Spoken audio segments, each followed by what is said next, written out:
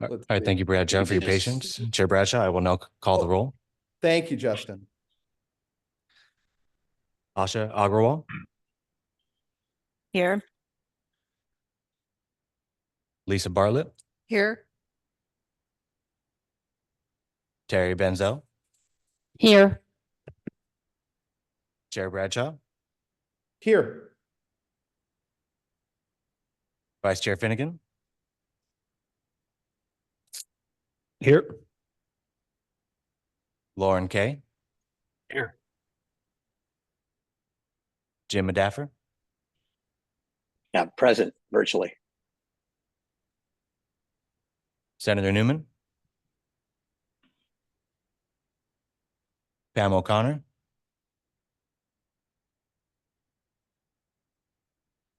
Robert Poitras, Yes. Eric Sauer, Stacy Atkins Salazar, Lee Tien, Assemblymember Wilson. Chair, we have a quorum. Thank you, Justin. And not sure, we had a little disconnect there. So could you run through the instructions for those who are joining virtually, please? Yes, thank you. I'd be happy to. Welcome to the May 2024 Road Charge Technical Advisory Committee meeting.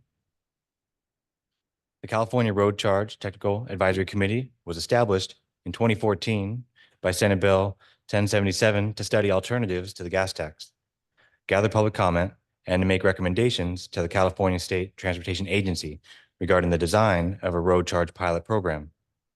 Today's meeting agenda can be found on our website at www.catc.ca.gov.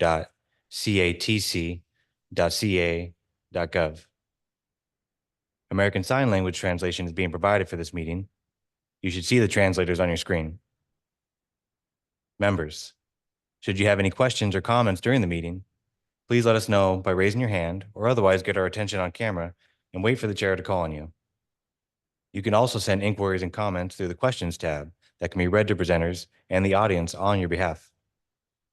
Please mute your microphone except when you intend to speak to minimize outside noise and feedback.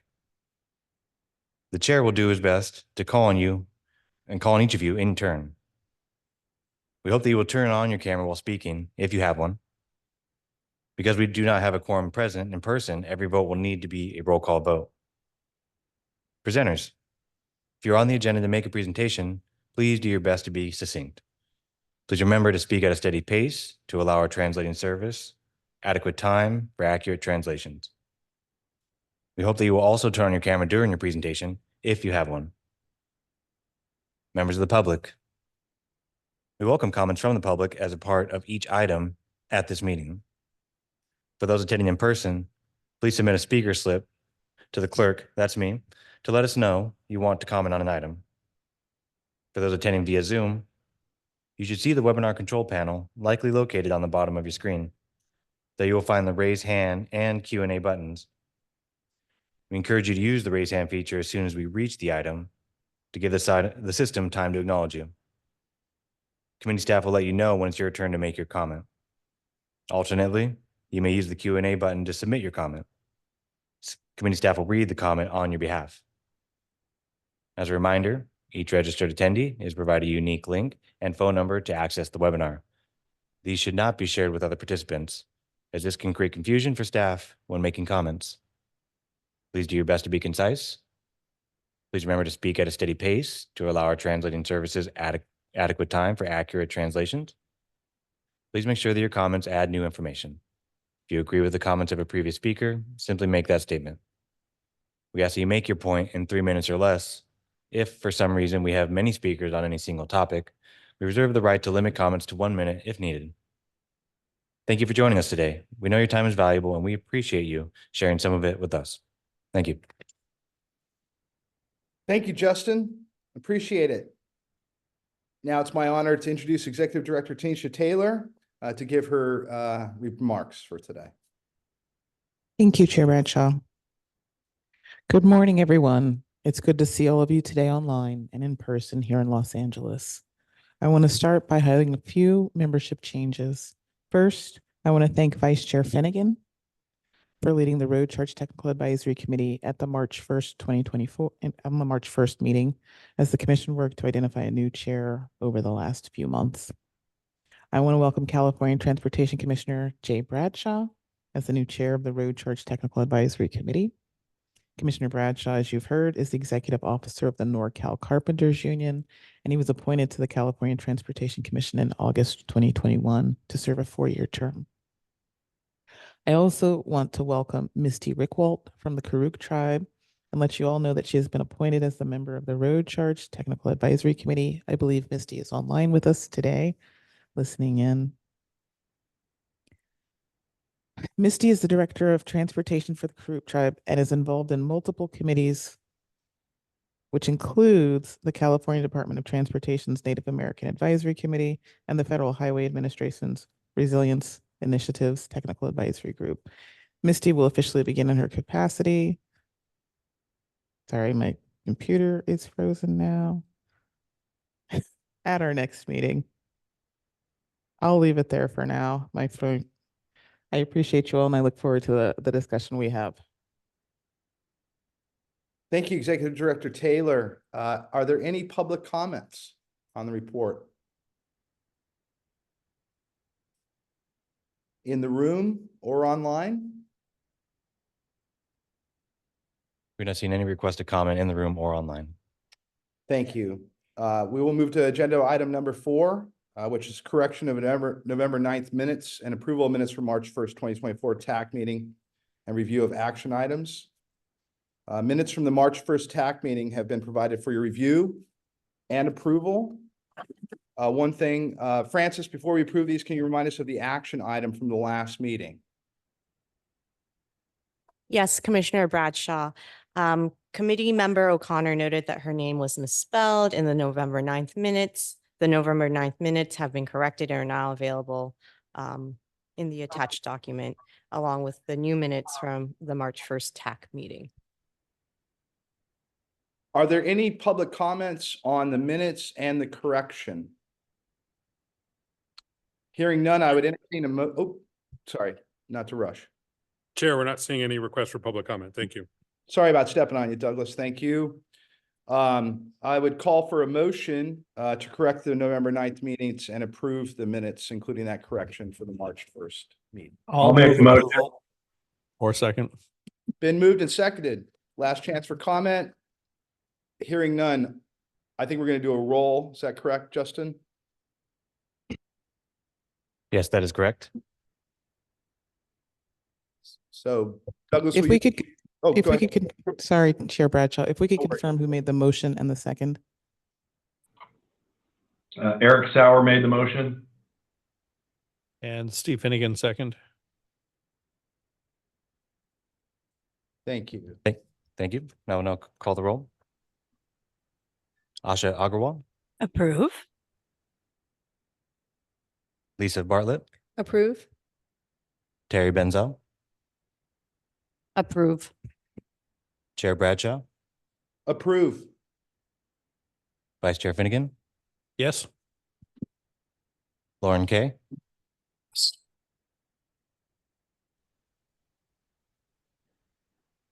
apologies one more time, Lauren Kay, Yes. Jim Adaffer,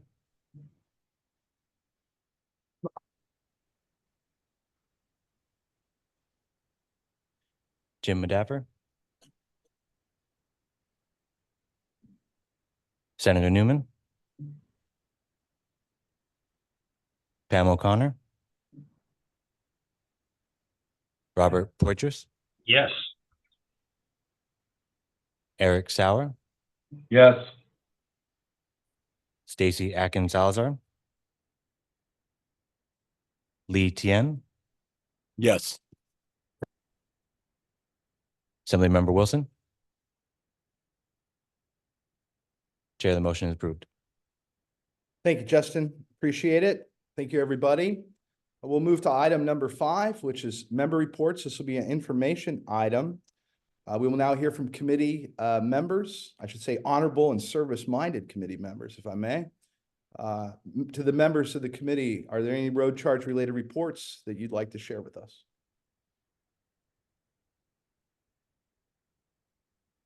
If I may quickly, just hopefully the TAC members received an email about this, but MTI has released its latest 15th annual survey on public support for federal level taxes and fees, if anybody's interested. And we had, I believe, 51% this year said they would support a mileage fee if the rate were varied according to the vehicle's pollution level, whereas considerably fewer supported the flat rate. I think a new question this year was we asked if people had heard about road charging, and only like maybe 10% said that they had heard a fair amount. So I won't go into all the details, but I'll just throw the link into the chat if anyone's interested. Very good. Thank you. Chair Bradshaw, this is Steve Finnegan. I wonder if I can just provide one quick comment. It's something I've been thinking about recently and have talked to a few people here about, and maybe staff or anybody else can remind me if I'm forgetting something over the number of years we've been talking about this. But it seems like one option that we should consider for the transition to a road charge that could alleviate angst on the issue and smooth the transition would be, and again, this is more of a policy issue, but it would be to impose a road charge at some point in time, as we've been discussing, to electric vehicles or other all zero emission vehicles and not to gas powered cars. And then over time, as there are more and more zero emission vehicles on the road, slowly there's a transition to the new funding model, and then gas powered cars continue to pay the gas tax. Just want to throw that out there. I don't know that we need to or have time to discuss it today, but if this is something that has been considered or discussed, I would love to know that. And if not, I think it should be. Again, it's only on the transition aspect, not on all the other aspects that we've been talking about. But it just seems like I think the public can get behind, I think, the idea of a charge on electric vehicles, of which there is the $100 charge now. But again, transition that to a road charge and then have the increasing use of zero emission vehicles over time become the way that the new road charge becomes the dominant form of paying for transportation in the state. So if there's any responses or thoughts, I'm happy for them. And if not, we can talk about it another time. Thank you, Steve. Can I put it maybe to Executive Director Taylor? There was some questions in there as well. If this has been considered prior, or it's probably been discussed. Would staff maybe have a response on that? We do, and I'll turn to Lauren Prohoda from Caltrans to speak a little bit to that. Thank you. Good morning. Good morning, everyone. Lauren Prohoda with Caltrans. So, there's a lot of different options to be potentially considered. Many states that have started voluntary programs have started with EV-only programs. There's some trade-offs to consider, as there are in every policy decision. So if you think about the kind of 4 issues that we have with the gas tax, we have the EV not paying, we have greater fuel efficiency, we have the inflation issue that we've kind of addressed in California, and then the equity.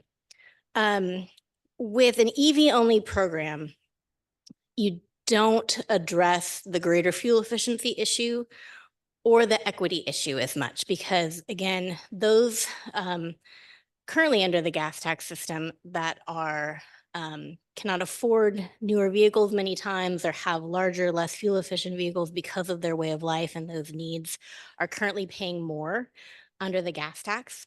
So if you do not switch all vehicles over to road charge, you lose those equity benefits. Conversely, you could say those types of vehicles that are using higher amounts of fuel are appropriately paying a higher fee. It's a different perspective depending on your policy views. But it's also a less complete revenue replacement because you aren't addressing the fuel efficiency issue. But potentially it is more accessible to the public to get around this idea. We see that question a lot in our communications research of, well, why don't we just do it for EVs?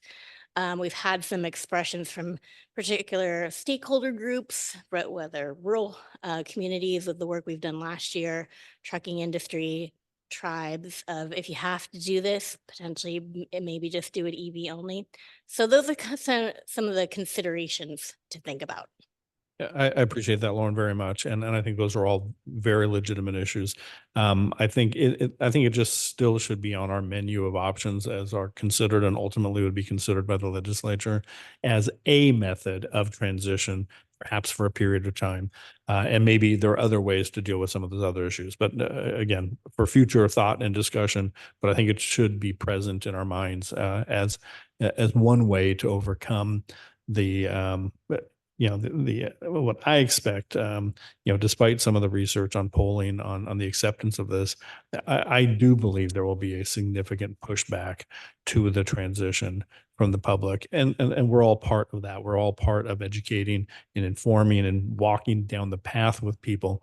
But this might be a way to overcome that, perhaps for some period of time and perhaps with other actions to address the issues you brought up. So anyway, food for thought for the future. So thank you so much. This is Terry Benzel. Steve and I have talked about this, and I certainly understand and appreciate that and endorse that idea.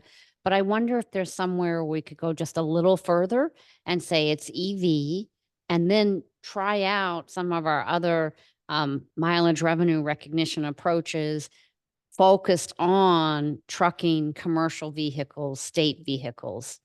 And so that gets us a way to actually get some revenue in some ways. It doesn't address the equity issue, the regressive tax issue, the older cars, or the hybrid cars, but it's a little step further than just EVs. And many of the issues of mileage tracking, collection, and privacy issues are not as prevalent in commercial areas. Thank you. Also, we have hands raised. I'm having a little bit of a technical glitch here, but I believe Terry Benzel. That's That was me. I just spoke. Oh, I think you went. I'm sorry. Asha or Lisa Bartlett, I'm sending this to Terry. Yeah. Okay. I apologize. Somehow my screen shifted and I'm not seeing the hand icon anymore. My apologies for that. So Chair Bradshaw, we can help you. I'll keep a running tab of who's there. Thank you very much, Tanisha. Technology. It's probably the operator. All right, so this is Lisa Bartlett. And I agree with a lot of the comments from Steve and from Terry. I think in California, because we're such a big state, trying to convert, say, 34 million cars over at the same time could be potentially problematic. And I think we will get some general pushback by the public.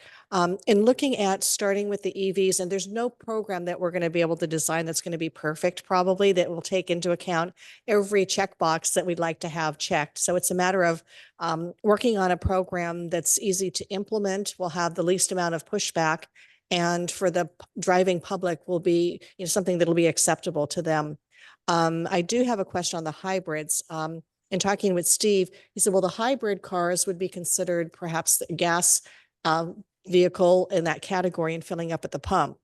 But I do know some folks that have hybrids that never fill up at the pump because they just drive around town.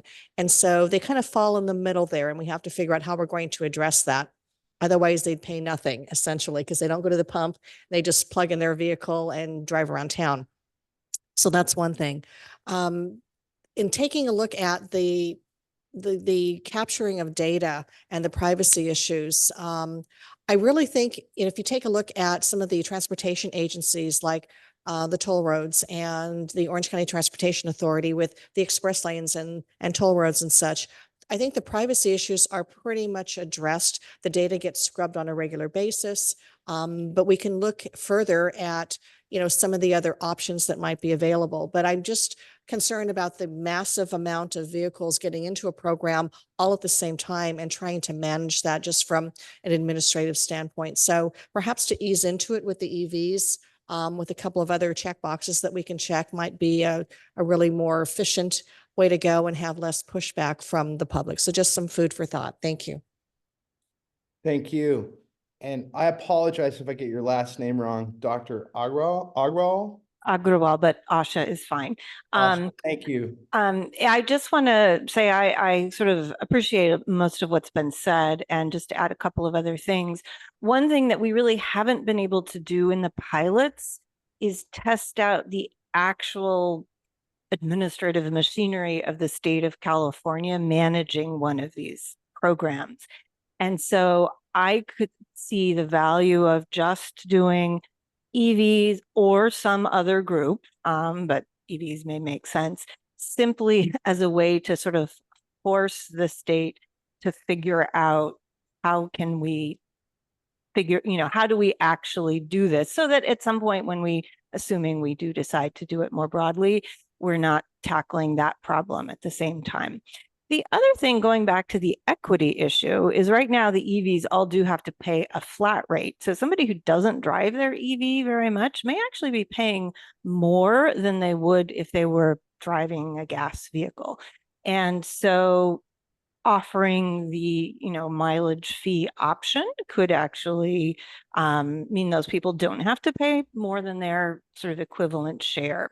And I know that Utah, for example, has an option where you can choose as an EV owner either to pay the flat rate or do the, have your mileage counted. So that's another way to kind of make it easier and the least offensive to anybody. And I don't really see this as a way to raise revenue. It's essentially a pilot of the state administrative machinery. Thank you. Appreciate it. Jim? See your hand up. Thank you very much.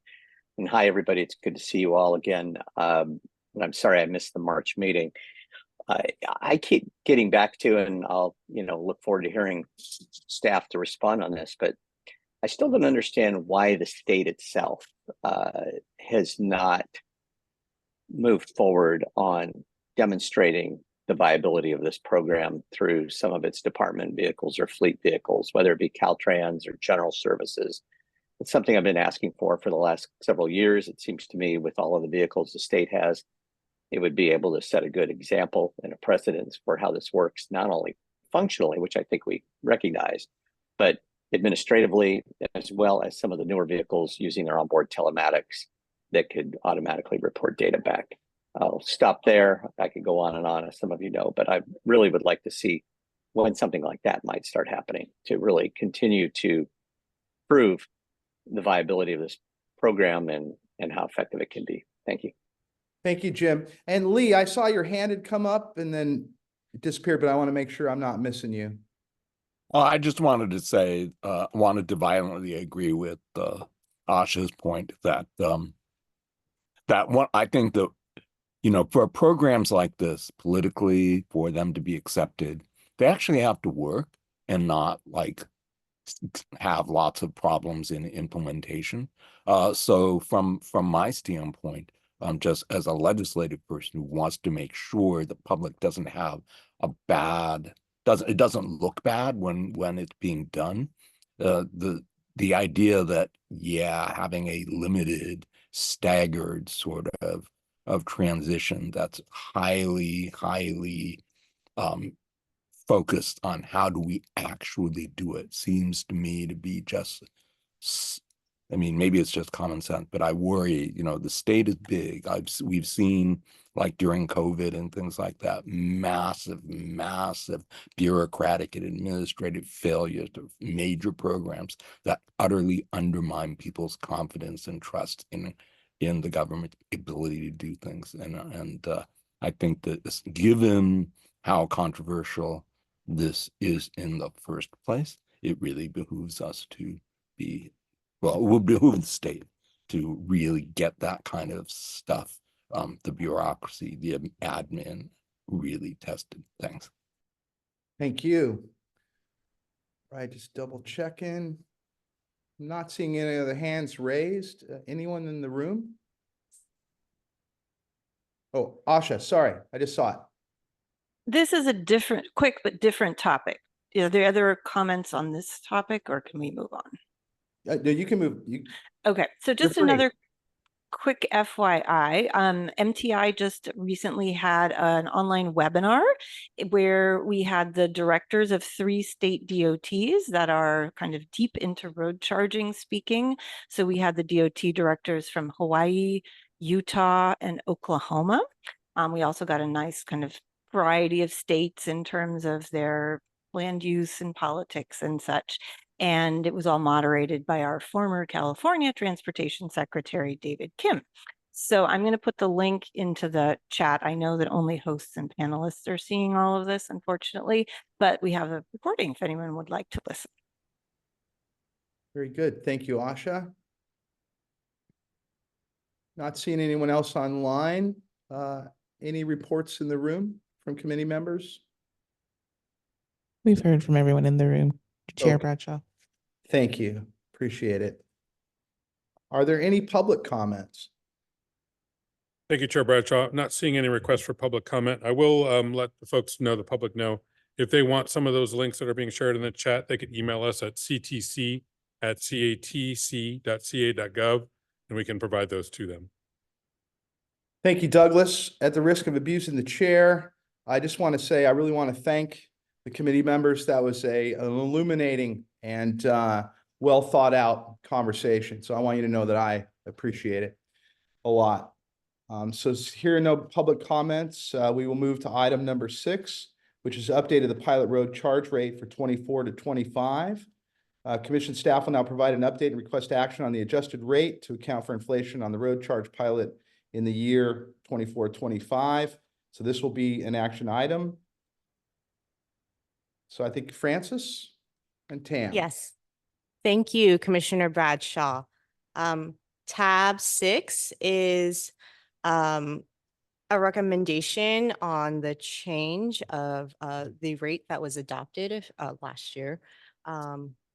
The rate proposal to increase is 2.8 cents. And that's required to account for inflation from fiscal year 21-22 through fiscal year 24-25. So this upcoming fiscal year in July as the pilot program kicks off. The updated rate per mile has been calculated using the same methodology that the TAC adopted or established by the TAC under Senate Bill 339 with the road charge pilot design recommendations report. And again, this is just reflected to account for the inflation. The rate is determined by dividing the total number of light duty vehicles revenue needed, adjusted for inflation by the total vehicle miles traveled by light duty vehicles. We will provide a presentation on this and to highlight the rate change. Sorry, I'm having a hard time reading today. Doug, would you like to, or Justin, are we able to?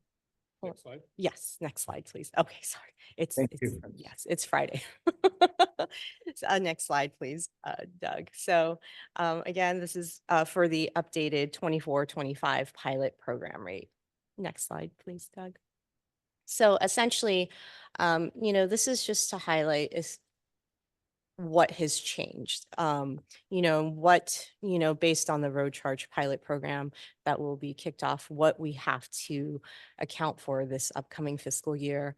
It has been adjusted for inflation, and you can see, when the rate was initially calculated, we started in the year 21-22, and we're able to account for 22-23. But we had a really big increase in inflation that last year, and the rate has been adjusted to keep pace with what really the revenue we need to collect to try to maintain our system. Next slide, please. And this slide just highlights sort of the increase that we've seen on the excise gas tax in the same fiscal years. And you can see the really big jump there between fiscal year 2022-23 to fiscal year 23-24. So the trend line is not very different in that capacity. And, you know, going from 54 cents essentially to 58 cents is a substantial increase even on the gas excise tax. Next slide, please. And so here we can see in the adjustment that, you know, the rate will be set at 2.7 without the administrative costs. Part of the reason we had a rate adjustment initially when the book item went out was we were able to account for actual numbers that Caltrans provided to us versus just projected. So we were able to update some of those numbers and calculate the rate more accurately to 2.74 cents per mile. Next slide, please. So assuming that an admin fee is 3%, the admin fee would be about $8.31 a year. Including that with the road charge pilot program, that would come out to 2.8 cents per mile. And if you do not include it, it is 2.7 cents per mile. So that's essentially where we've landed. I've worked with Lauren in discussing the sort of rate for the pilot program, and we have brought this forth to the TAC to adopt this rate prior to it being rolled out to the to the pilot program. Next slide. Questions. Now I will open it up for our committee for any questions. Yeah, any questions for Francis? Looking at Lee. Yeah, I'm curious. So that's the pilot rate. How would you expect, based on what we've seen, how will that rate change over, let's assume that the pilot, you know, continues and then eventually turns into a real program? What would we be telling voters? What would we be telling drivers about how those, how the road charge would or would not change over time? Thank you.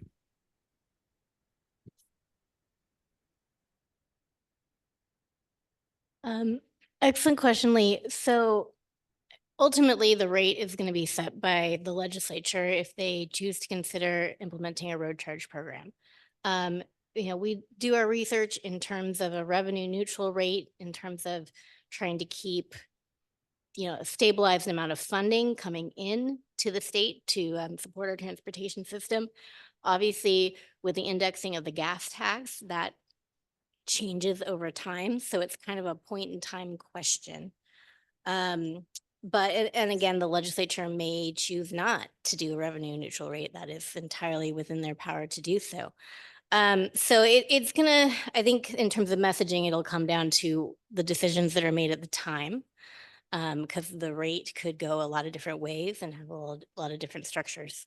But for the purpose of this pilot specifically, I did ask CTC staff to revisit this rate because we did see some large inflation increases in the gas tax in the last couple of years since the rate was adopted. And while in past pilots, this would not have been an issue because we were only doing simulated billing, because we are collecting actual revenue this time, and we're trying to, with the two rate groups, have folks experiencing different interactions with taxation levels. And then of course they get the credit at the end per the legislation. We felt it was important that we revisit the rate in order to, because the gas tax has been increasing and they are paying that increased gas tax. So that is why we've brought forward this particular question back to the TAC to update the rate for the pilot. Totally all makes sense. Thank you. But I'm just worried about, you know, because of the political sensitivity, you know, people will say bait and switch and stuff like that if things are not well disclosed. So thank you. Asha? First of all, I completely agree with the proposed change and all the analysis makes sense. Thank you for explaining it nicely.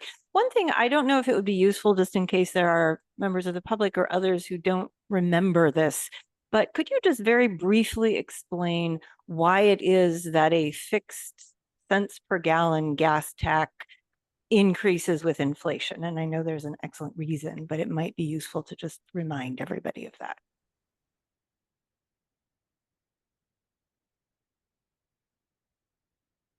Hi, Asha. So when Senate Bill 1 was passed in 2016, or 17, I'm like, I can't fully remember.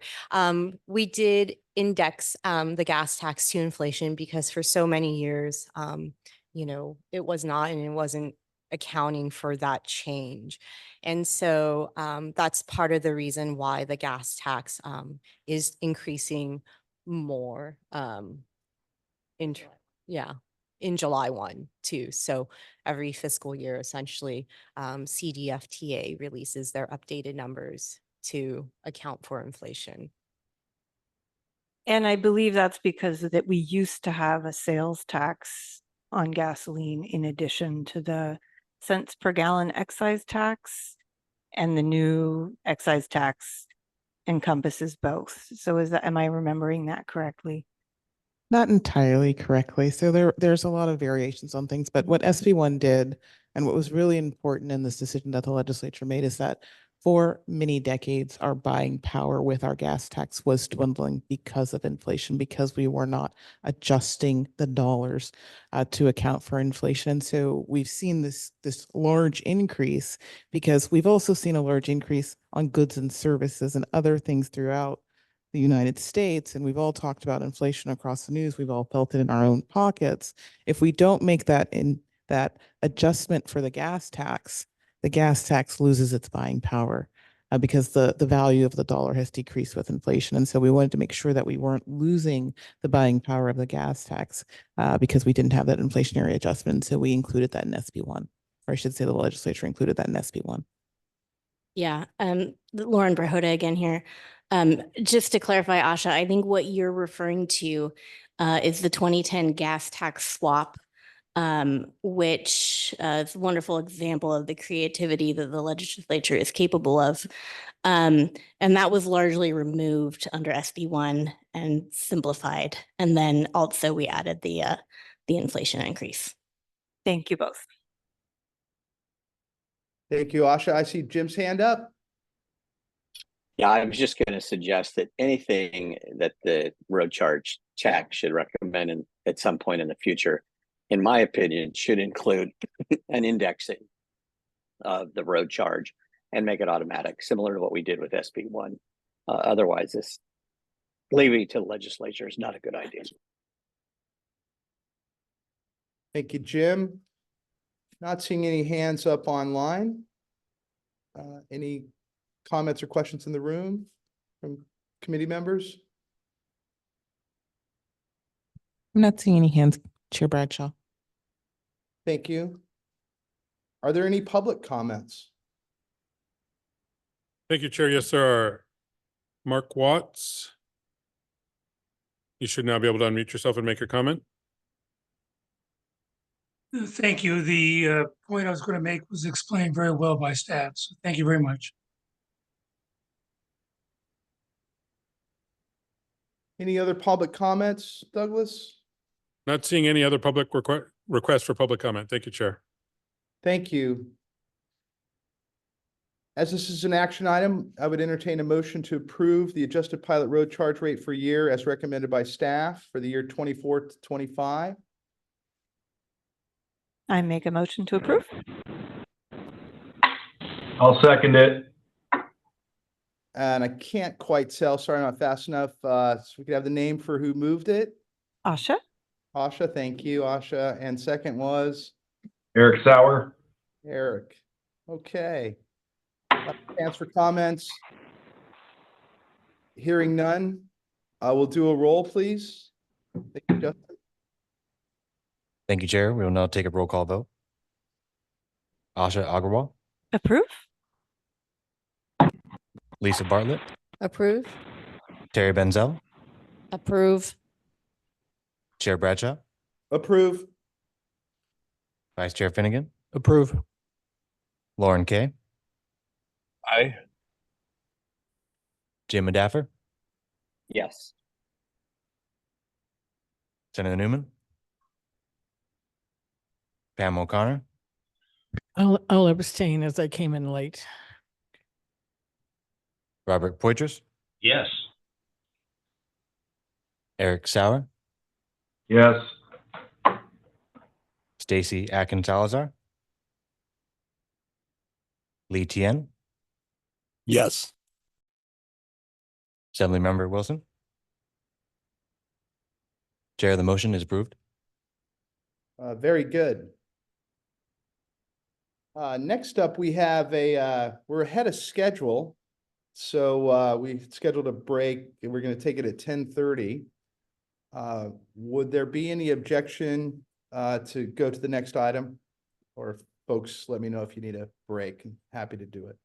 And Chair Bradshaw, I would recommend we move to the next item, and I don't know that we need a break, but go ahead.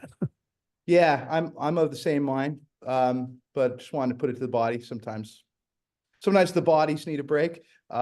Is there any objections to moving to number 7? All right, we'll keep rolling. So the next up, we'll look at a comprehensive analysis on rate setting, administrative cost estimates, and vehicle miles traveled. This is an information item. Jean G. from UC Davis will present her research and analysis on 3 key areas: rate setting, admin cost, VMT. This report is a progress report from her initial report presented at the November TAC meeting of last year. Go ahead, Jean. Okay, thank you.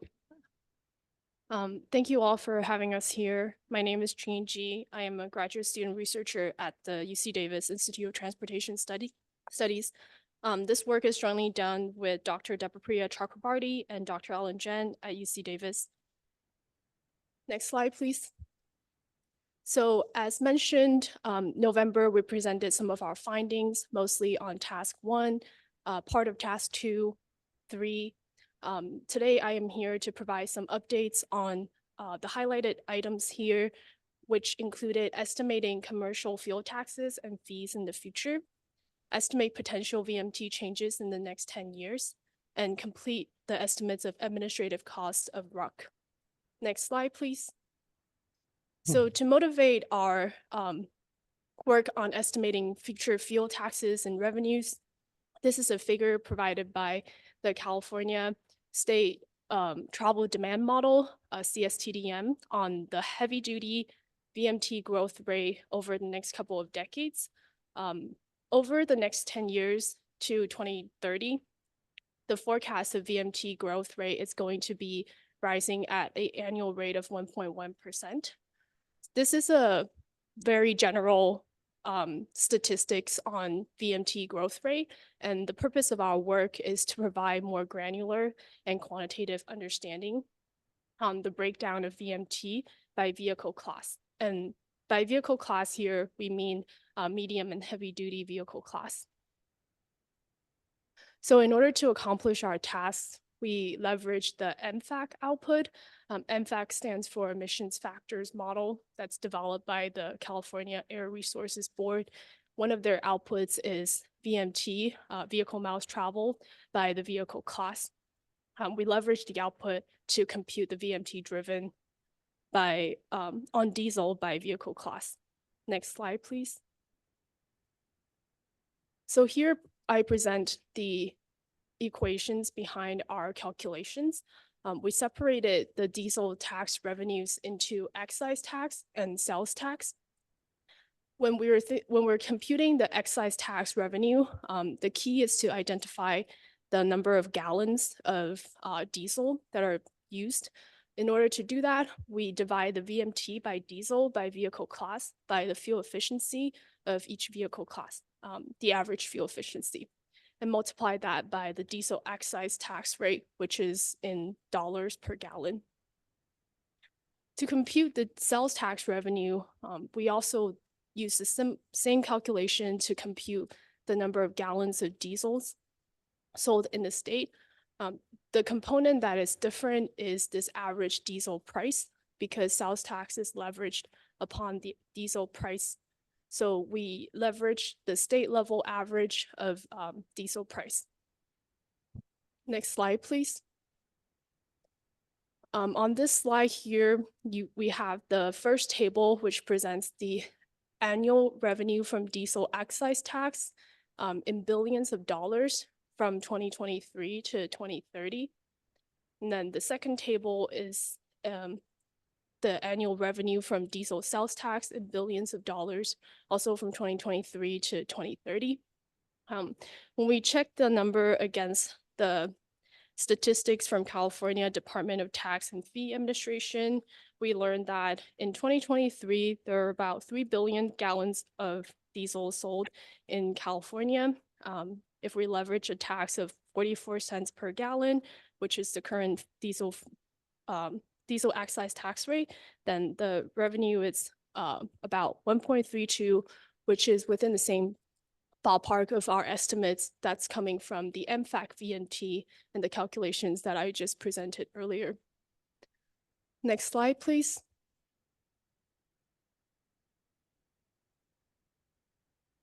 So based on the revenue, estimated revenues on diesel and gasoline taxes, we're able to compute the revenue neutral RUC rates that are by vehicle class and fuel type. I want to draw your attention to the first two columns, which are the diesel rate and the gasoline rate separately.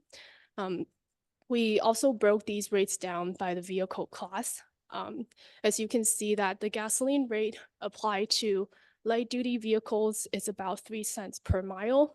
These are largely applied to light duty passenger vehicles. And when it comes to the diesel rate, heavy duty vehicles mostly run on diesel, and our estimated rate is about 20 cents per mile. Next slide, please. Now moving on to part of task 3, which is to provide projections on vehicle miles traveled. For light duty vehicles, here we leverage the regression equation that's coming from MFAC 2017 to estimate VMT driven on gasoline.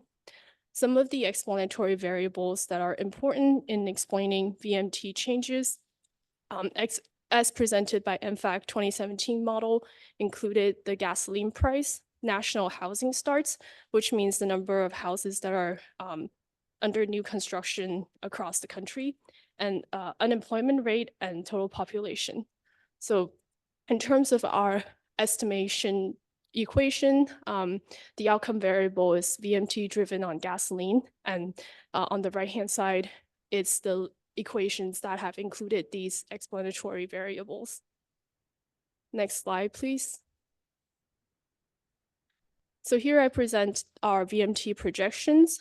These are forecast of light duty VMT in California. The first column here presented the estimated VMT in billions on VMTs driven on gasoline, and also a list of variables, a list of data on the variables that are in the regression equation. We obtained the gasoline prices from the US Energy Information Agency. The national housing starts data is from the Oregon Office of Economic Analysis. The unemployment rate is obtained from Caltrans California Economic Forecast, and the population data is from the California Department of Finance. Next slide, please. Here, just a graphical representation of the estimated VMT that was presented in the previous slide. Next slide, please. So moving on to the last task, which is to estimate the back office costs. For this estimation, we broke down back office costs into 2 categories. The first category is staff agency costs, and the second categories are commercial account manager costs. From multiple pilots that have been conducted on RUC across different states, we learned that commercial account managers play a big role in implementing RUC in terms of collecting the data, as well as processing the billings and collecting the payments. So we like to provide an estimate of both the potential state positions that are needed to administer a statewide RUC program, as well as the potential costs of commercial account managers. So we obtained these data on the potential state positions from a staff of the California Transportation Commission. These included agencies such as California DMV, Caltrans, the State Controller's Office, the California Department Tax and Fee Administration, and California Highway Patrol. We also looked at the type of job functions that would be required to implement a RUC program, as well as the staff salary scale to generate this estimated annual cost that are presented here in millions of dollars. In total, we estimate that the staff agency cost on an annual basis is going to be around $6.3 million. Next slide, please. This slide here demonstrates our estimates of the commercial account manager's costs, which we estimated from tolling agencies' back office operations. From a research project that we did, which looked at the tolling and RUC potential integration, we learned that the back office operations of tolling agencies provide a lot of similar functions to what a RUC back office would need, including the data collection, the billing, as well as the payment collections. So the estimated per account operating costs that we obtain from tolling agencies, it's about $5 per account. If we're assuming a 36 million vehicles in California in 2023, then the estimated annual operating costs of these associated accounts would be around $180 million. When we sum the staff agency costs and the commercial account manager costs, we obtained a estimate of about $186 million for 2023. Next slide, please. So in conclusion, our research here provided an additional layer of detail on the revenue neutral RUC rate setting by analyzing the VMT driven on the diesel versus gasoline and across different vehicle classes, such as light, medium, and heavy duty. Based on the VMT estimates provided via the regression equation from MFACT, we observed a linear increase of light duty VMT in the next decade with an estimate of 318 billion miles by 2030. I should also mention that my advisor, Alan, and I are currently working on building a time series regression model to further refine some of these estimates, including taking into account potential rising electrification in vehicles. So that's just for your information, if that work would be helpful and continue to inform future VMT changes for the missions of the task force. So lastly, we also estimated annual back office cost of about $186 million, and that is approximately 3% of the state's motor fuel taxes revenue in 2023. That's all the materials I have prepared. I'm happy to take any questions. Thank you, Jean. Do we have any questions from committee members? Go ahead, Lee. Yeah, so this might not be a question you have data for, but one of the things that I'm concerned about with both the DMV and with the commercial account managers is whether or not the costs that we think are involved at the back end and the administrative side are accurate, because I worry that both DMV and the commercial account managers in normal circumstances are doing a lot of data selling. And I'm wondering if whatever their estimates of the cost of their operations is taking into account or is being offset by expected revenue from like the sale or sharing of the data. So I just wanted to, you may not know, you probably can't answer that, but I just wanted to make sure that that those numbers reflect what they are actually doing in terms of just managing and the costs of the operations, and that it doesn't reflect anything like, oh, but it'll be offset by $10 million of revenue for selling the data, so we'll tell them X. That's all I wanted to say. Thank you. Thank Yeah, you. Go ahead. Yeah, thank you for your question. I can comment on the data management piece of some of these commercial account managers that we have information on through our interviews with the tolling agencies. So based on our interview results with these tolling agencies, they do make sure that the commercial account managers adhere to data privacy and data protection requirements. So I am not privy to the fact that the commercial account managers that these tolling agencies have contracted with are engaging in the activities that you just mentioned, including data selling and sharing. From the information that we collected through our research is that data privacy and data security is very important. And with tolling agencies having experience implementing these programs and making sure that their accounts information is secure and not being sold, it's important to believe that their average operating costs reflect the management of like the secure management of the data. Thank you, Jean. This is Terry Benzel, and I certainly agree with Lee. He and I see things the same way. I guess I would ask a question is, can anybody tell me percentage or some number of toll roads in California versus non-toll? I mean, in my own experience, there seems to be many more non-toll. And my concern along with Lee's all along has been these commercial account managers and road charge will by necessity operate very differently than what we see with the tolls.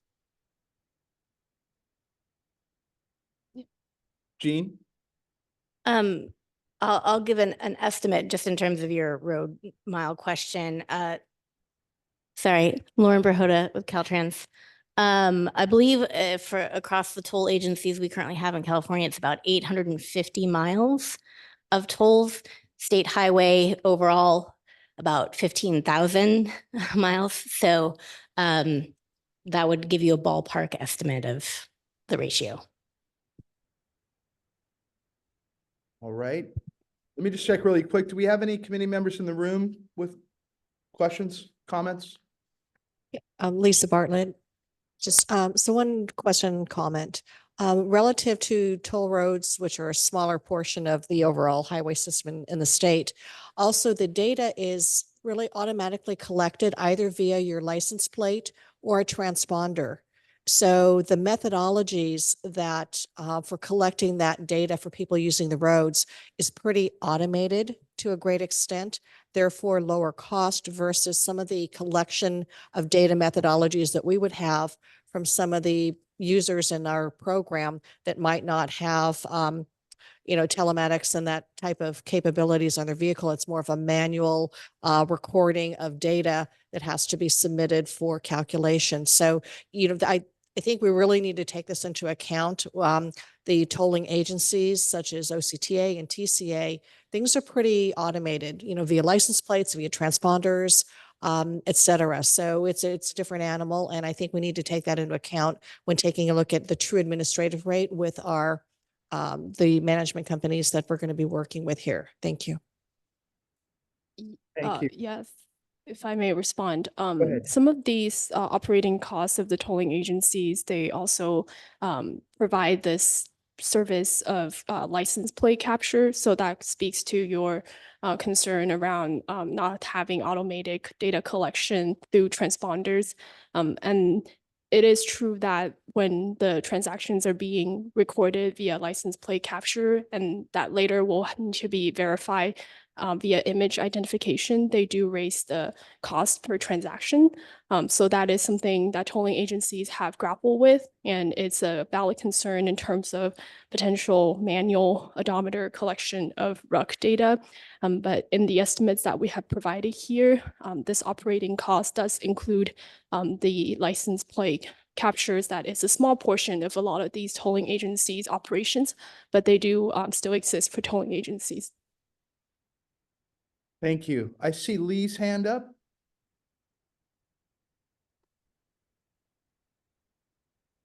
Oop. That was a leftover. Thank you. Okay, going back to the room live, any committee members, more comments? Questions? All right, hearing none, are there any public comments, Douglas? Yes, Chair Bradshaw. Martha Armis Kelly, we see your hand is up. You should be unmuted and free to talk. Good afternoon. Martha Armis Kelly, member at large of the EAC, vice chair, and also just a community member that listening in on this conversation. First of all, I'm just really charged to say thank you for sitting and being part of this commission, because this is a lot of information to be able to dissect and just absorb. And that was my first comment when I heard the first part of this presentation.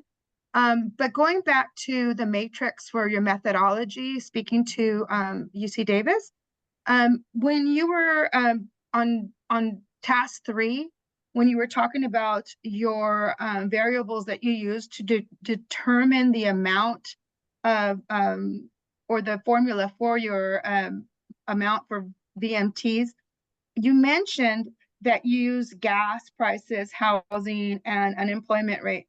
But I don't see any reference as to what year those numbers were or what statistical data you were using to get the unemployment rate.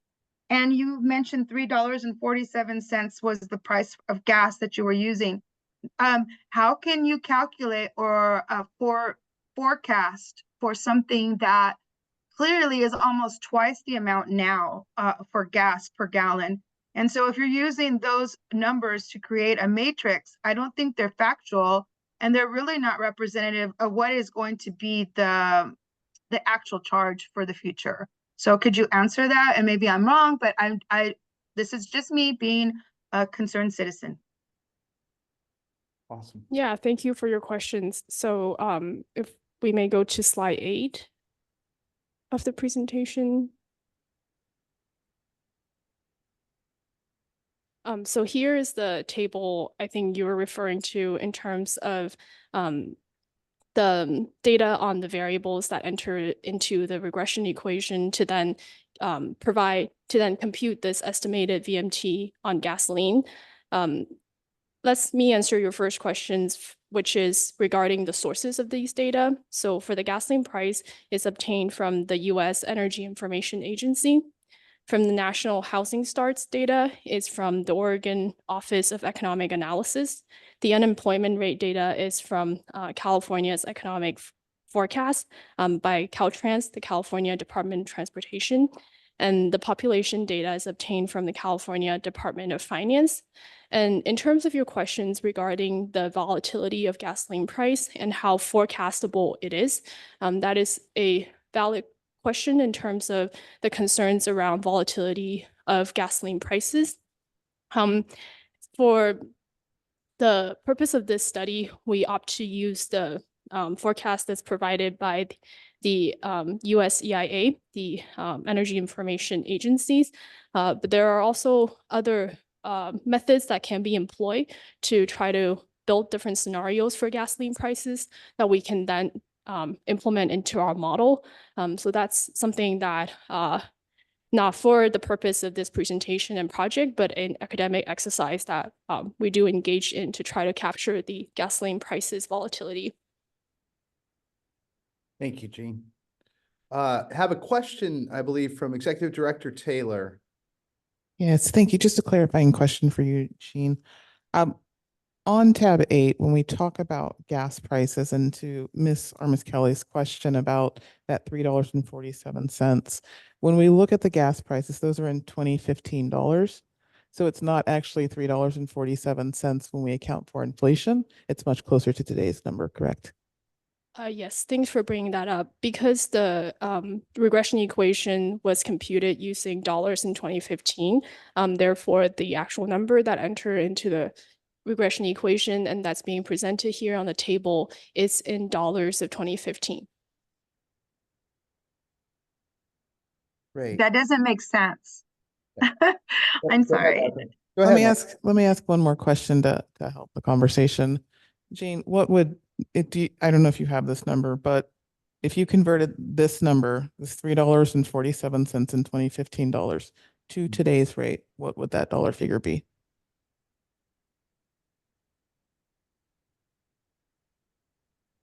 We don't have the data for that. She's working on it for us, Martha. Give us just a minute. No, I'm just, but this is why it's really important because I love the methodology. I love the way you're able to even come up with these numbers and the fact that you're including unemployment rate and the fact that the housing is in there. But we need to really be representative of what is the projection, not just what you use to get to that, but where are we at now? Because in data, things can be swayed and moved and inferred in many different directions, and raw data and we just have to be more, I think, more intentional about how we present the data, because I'm a layperson and I'm a Californian, and I want to know how these matrices are derived in order because they're going to make an impact on our lives, on all our lives. So I have to be cautious, and I have to ask those questions, and it's not really a right or wrong. It's more of just I'm going to ask that question, but I appreciate the opportunity. Yeah, and I appreciate you, Martha. I think it's important us having these conversations and really being able, we've talked about this many times already today, and we'll talk about it into the future and into the past, is how do we make this discussion something that the average Californian can understand? Because at the end of the day, this is going to have an impact on the average Californian. And so I'll take a minute to maybe break down some of, not necessarily the numbers, because I know Gina's working on the number, but to talk about the data and some of the descriptions that Jean used, technical words to describe. But what Jean effectively has said to us is that we have a data source that is based on actual data, observed data in the field. And so these are the dollar figures that are projected into the future, and then they are quantified and checked in real time to make sure that as the projection is projecting out into the future, as we're hitting those dates, did we get them right? Did we get them wrong? And then adjusting that projection either up or down to match the actual data that we're seeing. And one of the challenges we have is that when we look at this information, we have to know into the future. And so we project into the future based on trends from today. And so I agree with you, Martha. We have some work to do to simplify when we talk about things like this is in 2015 dollars. That's not a layperson's characterization of what these numbers are. But when we take 2015 dollars, which is a set dollar to normalize things, to make everything consistent across the projection so that you can compare things. And so that's what our scientists do. But when we come out of our scientist den, we have to say 2015 dollars translates to, Jen, what's the number? It would be $4.46 per gallon. So $4 and, I'm sorry, what did you say? 46 cents. $4.46, which is much closer to where we were in 2023. We continue to inch up for varying reasons across the state. And so one of the challenges we have in projecting these figures is that gas prices are very volatile. And so we've taken an average of those numbers, not the high, not the low. And so you will see some differences between what you see at the pump when you buy the gas and what we project, because across the state, there are differences in the price of gas. There are differences across the different providers of gasoline and petroleum products. They have very high swings and swales. And so that's what you're seeing in some of the numbers here. And Martha, we hear you. We agree. Simplifying is the way that we're going to get this message out to the broader public and the average citizen when we're actually talking about how we roll out road user charge. So thanks for the comments, Martha. And real quick, if I may, I just want to thank Martha for fighting the good fight and representing the Equity Advisory Committee here today. Much appreciated by this chair. Ash, I see your hand. Yes, thank you so much, Jean, for sharing this. And it's really nice to see Davis and you're kind of delving into this. Just to follow up a little bit on some of the things Martha was saying, I was also interested. I actually went and looked at your report while you were talking, and this may be detailed in there, but I had found myself wondering how electric vehicles and sort of the likely rate of adoption it has been worked into this. I don't know if you have a very quick answer to that, or if you just want to point us all to your report. And then the other thing is, I admit as a researcher, I'm always interested in data, and I can't access a lot of your sources from your report. They're links that are broken, and they don't necessarily tell us like what year the Oregon group put out its estimates. And so maybe for future, if you can just make sure that that's all tidy and easily accessible, that will help those of us who like digging into the details. But overall, it's really interesting, and thank you for doing this. Yeah, thanks, Asha. I think for the first question, in terms of thinking about incorporating or trying to capture the rate of vehicle electrification in our study, that's not something we had completed for this project, but in terms of thinking through how we may implement the adoption rate of EVs, and especially thinking about therefore the changes in VMT and potential changes in fuel taxes revenue. I think it would work through the channel of the cost of driving. So potentially thinking about the differences of vehicles driving on gasoline or diesel and electricity, and trying to capture that in our regression models. So that's just a conceptual exercise of what I think we would try to do in order to accomplish capturing the rate of EV adoptions in future VMT forecasts and forecasts of fuel taxes revenues. And thank you for bringing up the comment regarding some of the links on the report. We'll make sure to link them to actual sources that are presented here in the presentation. Thank you. Thank you. Great. Looking for any other comments? I see no hands online. Anyone in the room? Chair, we did get a comment from the new member, Misty. Great. To clarify, were these gasoline prices taken from California average or another state? Prices in my area are $6 a gallon currently.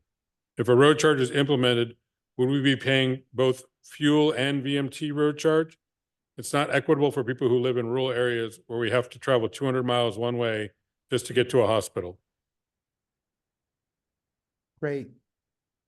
Jean, Yeah, thanks for the question. I think the first part of the question was regarding whether the gasoline prices is a state average or across different states. So to answer that question, the gasoline price that we used in our study is the average in California. And I believe the second question is more touched upon equity, and perhaps folks in the room can better address that question.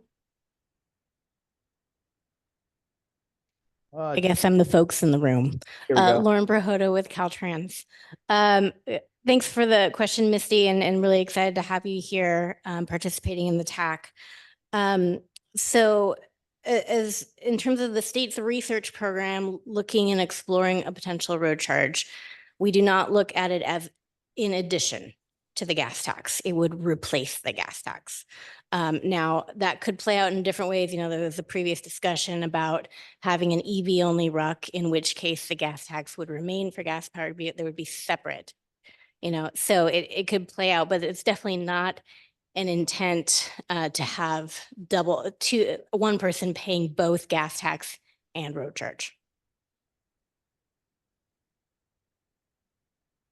Great. Any other comments, questions? Yes, Chairman Lisa Bartlett, I have a question.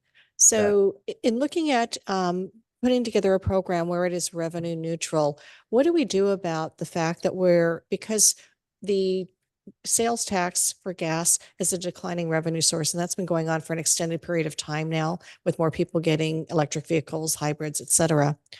So as far as fixing our state highway system, in California, I was reading a CalMatters article that over the next decade, we're $6 billion in the hole, basically, because of people changing over to more fuel efficient vehicles and such. So by going to a revenue neutral model for the future, that's one thing. But how do we make up for the big deficit in the past? Because we have such a huge hole to fill, literally and figuratively, on our highway systems.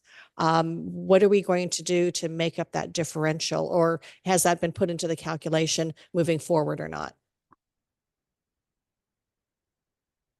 So would that be Jean or Lauren?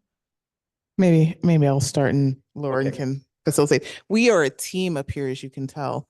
I think that's one of the big question is, at which point in time do you take the revenue that we are revenue neutral from?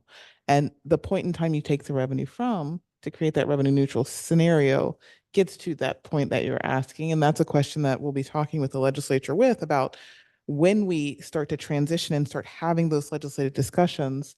What point in time makes sense? What point in time works politically and in a way that ensures that people understand and people will support as we transition and as that legislative discussion is moving forward? Did you have anything you wanted to add, Lauren? Again, Lauren Proda with Caltrans. I would just add, there's different moving pieces to what is revenue neutral and what we're losing, what we're gaining. Thinking back to those four elements of what's the issues with the gas tax, the inflation adjustment that we see in SB1 is increasing revenue. So if you look at our actual numbers still as a state, you see the trend going up. But what that's doing is masking the drop in what people with greater fuel efficient vehicles and EVs are not contributing. So we do already have those revenue effects. It's just they're a little bit masked right now by the inflation adjustment. But again, the intent of the inflation adjustment in SB1 was to deal with inflation, not to deal with the loss of revenue from EVs. So there's a couple of different factors going on there that have different effects, which can be very difficult to explain. But you're right, the point in time is going to be an interesting discussion should the legislature go down this path. Right. And so Lauren, I completely understand that we have to pick a point in time and move forward. But we're billions of dollars in arrears on fixing our state highway system. And so I think what people are concerned about is we pick a revenue neutral amount, say 2.4 cents per mile, but we're going to have to increase that to kind of make up for the deficit that we've got in the past to kind of catch up. Otherwise, our road system in the state is in such poor condition at the moment that if we just have a revenue neutral from a point forward, we're never going to be able to really fix and maintain our road system throughout the state of California. And I think a lot of people are concerned about that. But I completely understand where you're coming from. We have to pick a point in time, but we've also got to somehow make up for this back revenue loss that we've had simply because of, people getting more electric vehicles, et cetera. So we have got to maintain our roads. And I think that's the main concern that people have is if we go to a revenue neutral model right now, we're still not going to collect enough to fix the system throughout the state of California. And what do we do? Yeah, I like I said, I think it'll be a very robust debate, and I'm just sure the SB 1121 report that the CDC is currently working on, kind of to define the needs of both state and local roads, will be a key element in that discussion. Really laying out what the needs are, and we can have the discussion from there. If I could just add into this conversation, I mean, it's a super important conversation. Ultimately, the legislature and others will make decisions on. To a degree, I think what is revenue neutral is in the eye of the beholder, right? It's not only at what point in time and for what revenue level or what should the revenue level have been or what could it have been. And then you have the administrative costs, which are going up. And although that adding that into the charge can help make it revenue neutral, it will be perceived as a tax increase, and it frankly will be a tax increase to the public. So I think these are really sensitive, important issues that there is no easy answer. There's no obvious answer. But I think the key is to deal with them openly and honestly as to what they are. and why they are that way. And I think it would be a mistake going forward if whoever is ultimately deciding this, tries to bury something in some justification of one thing, but it's really dealing with some other things. And I think people will see through that, or they'll get a sense that something's not right. And if we need more money for more transportation work, then it should be stated as such. And it's not revenue neutral. It's an increase, but this is why, or whatever it is. So I think we've touched on an important issue. Very good. Thank you. I see Lee has his hand up. Yeah, I got to run, but the one thing I wanted to say here about the discussion is that, and this is something that has bothered me ever since I started working on this commission, is that, there are other ways to like come up with money out of like the budget.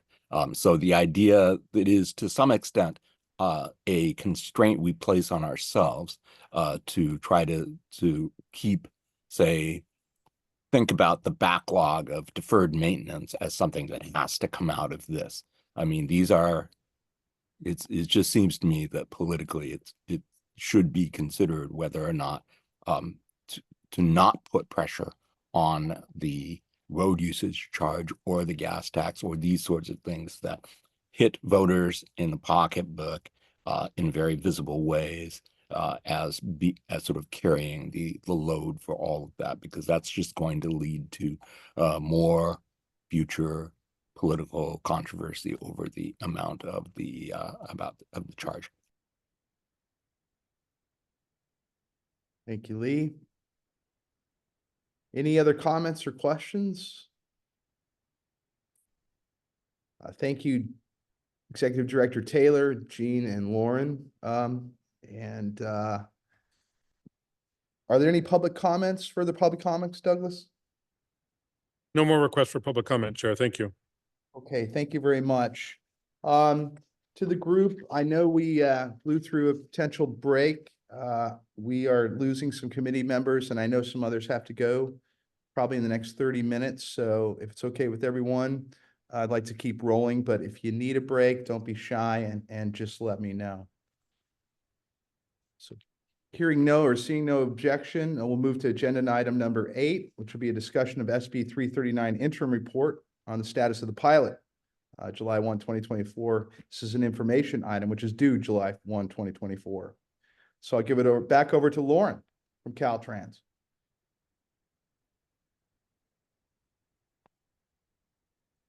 Well, you all know Lauren, but I will briefly introduce her, and I apologize, Jean, for not introducing you in the last item. The California Department of Transportation Road Charge Program Manager, Lauren Prohoda, will provide a status update on the Senate Bill 339 Road Charge Pilot Program Interim Report to you. The Road User Charge Pilot Program Interim Report is due to the California Legislature no later than July 1st, 2024. Thank you for the thrilling introduction. Next slide, if I may. So first, I wanted to provide you an update on the SB 339 pilot. We have recruitment underway. You may have seen a couple of news articles out there in the past couple of weeks. We've had a lot of good press coverage, and so we're getting a lot of good numbers of signups, which is very exciting. We'll be recruiting, inviting people to express their interest and sign up through the end of June. And then we'll start selecting participants in July and helping them onboard. The pilot will start officially August 1st and run through the end of January. And hopefully we'll see how our analysis goes and everything, but we should see a final report hopefully out next summer. Next slide, please. So just to give an overview again of the timeline, we're involved in things right now. We started a little bit earlier with, getting our website up to date and information on there. AAA, again, very kindly shared some space in their newsletter to their members to get the word out. As we moved into May, we worked with our partner agency, DMV, to send out emails to their registration list. There's also currently running a video in DMV offices about the pilot. sending out other, kind of partnership type emails there. But June, we'll be sending out our press release here, hopefully soon, really working with all of our district offices through California to try to make sure we have good regional coverage in all areas of the state, and things like that. So it's moving along very well. Next slide, please. So in addition to the pilot, SB 339 did require a couple of different things. One being an interim report to the legislature that, as noted, is due July 1st to the legislature. We are seeking TAC feedback on this report. The contents include just a brief overview of the pilot, but most of it satisfies another requirement of SB 339, where the legislature directed the California State Transportation Agency to work with other state agencies to come up with a potential recommended process of how California might implement a road charge. So the bulk of this report is looking at this potential plan for implementation for the state. Next slide, please. So the guiding principles that we have been working in developing this process is really taking away from the pilots that we've been doing and the lessons learned we've seen through those efforts, and really building on existing systems wherever we can. So state agency systems, existing business models, and things like that. This really helps keep administrative costs down, and minimizes the implementation burdens to affected state agencies. And it also helps just with public familiarity because they're already engaged in these systems. So it's not something entirely new. It's just a tweak of what they're already doing. This structure that I'm going to be walking you through, this could work for all of the vehicles in California, passenger and commercial, or it could be a subset. EV only, those kind of things. So it should be adaptable in that sense. When we look ahead to a potential rollout of all vehicles in California, as kind of discussed earlier in the morning, transitioning all 34 million registered vehicles in California overnight would probably not be the best plan. So, if the legislature does want to move all vehicles to a road charge system, we would anticipate a rolled out kind of stage by stage implementation that, would take 10 to 12 years from the time legislation would be passed. If you did a subset, that obviously would look different, but that's kind of the overall vision there.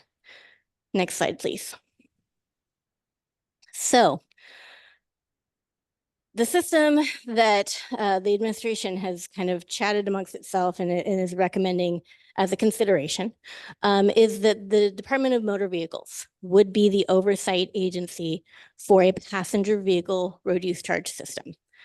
As you've seen in many of our pilots, the DMV would have an oversight role of third-party independent commercial account managers. The RUC would be tied to each vehicle's VIN number and stored as a tax record in the DMV database. As the oversight agency, the DMV would have the responsibility to certify and audit those vendors, keep them up to date on data security standards, privacy standards, customer service standards, and those kind of things. This is somewhat similar to a process that the DMV already has. They currently have business partners that they work with to do some of their services, AAA being one of them. So they already have an audit function in-house, so again, we're building on these existing systems. It's that third-party commercial account manager, again, that would enroll participants, do the day-to-day interaction with the mileage collections, the invoicing, and things like that. We would anticipate having multiple CAMs. So it could be a tolling agency. It could be, ride sharing. It could be usage-based insurance. It could be AAA. Any entity that came to us and could pass the certification requirements would potentially be eligible. And that range gives taxpayers a lot of different options. It could, coming back to some of the earlier comments, also mean different administrative costs. Tolling agency could have one kind of cost. We've looked at some of our previous pilots. at usage-based insurance, that was a very low administrative cost for that company to add in road charge collection. So it could you could have different pieces in those administrative cost factors, which is why it's still a little bit tough to estimate an overall administrative cost for a program because there are so many moving pieces. But again, wherever we can build on those existing things, we anticipate admin costs being kept down more. Again, we would also have multiple reporting options for people to choose from very low tech to very high tech, so that they can choose what they're comfortable with. No location sharing would be needed to report your road charge. So thinking about it conceptually, if you think about when you're working on paying your taxes and you use, a tax paying service like online service or something like that helps you pay your taxes, calculate and pay your taxes, and serves as a pass through to get that to the government. It's a similar kind of concept that the commercial account managers would serve. Next slide, please. This is just kind of a visual of what that flow between the state and the account manager and the taxpayer looks like. Again, one of the reasons for the commercial account manager in this structure is to separate a little bit of that data from the state. The state does not need to get any location information.